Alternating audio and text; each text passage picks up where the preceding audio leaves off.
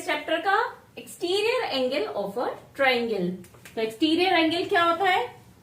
अब ट्राइंगल का पूछा है तो पहले हमने ये ट्राइंगल ड्रॉ करा और इसकी एक साइड को थोड़ा सा आगे एक्सटेंड कर दिया। ए बी सी है, इसको आगे डी तक कर दिया। तो ये जो एंगल है, angle A C D is exterior angle.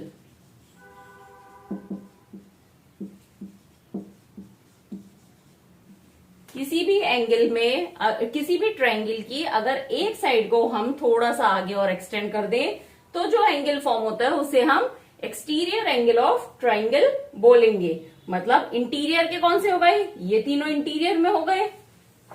ये वाला ये इंटीरियर में होगा, ये वाला एक्सटीरियर में हो गया, बाहर की तरफ है, तो ये हो गया एक्सटीरियर एंगल।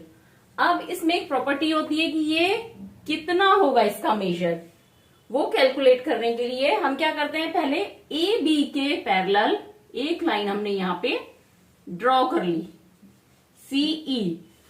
यहां पे C E is parallel to A B, ठीक है। अब अगर सी ए बी और सीई दोनों पैरेलल हैं तो इसमें ये बी डी क्या हो गया, इसके लिए ट्रांसवर्सल का काम करेगा। तो दैट मीन्स ये वाला जो एंगल है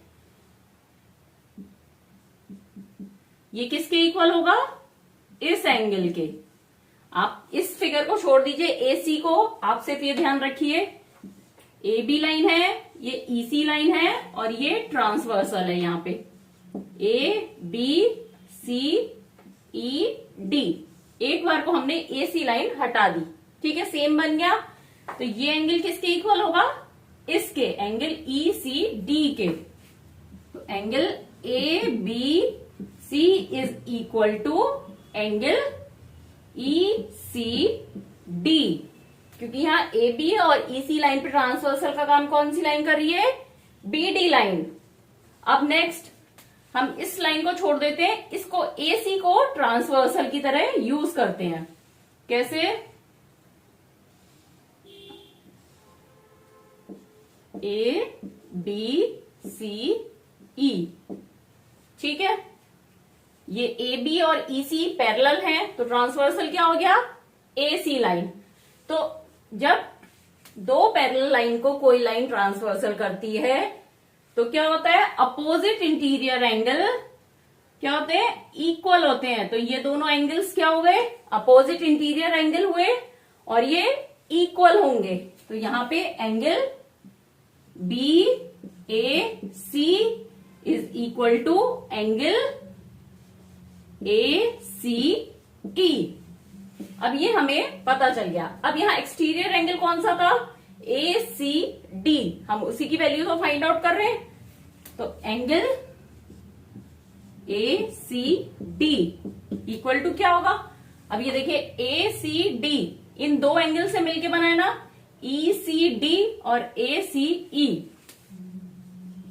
angle A C E plus angle E C D, हमने इस एंगल को दो पार्ट्स में डिवाइड कर लिया।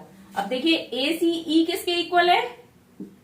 एंगल बी ए सी के, तो इसकी जगह हमने ये लिख दिया। और ई सी डी किसके इक्वल है? ए बी सी के, एंगल ए बी सी के।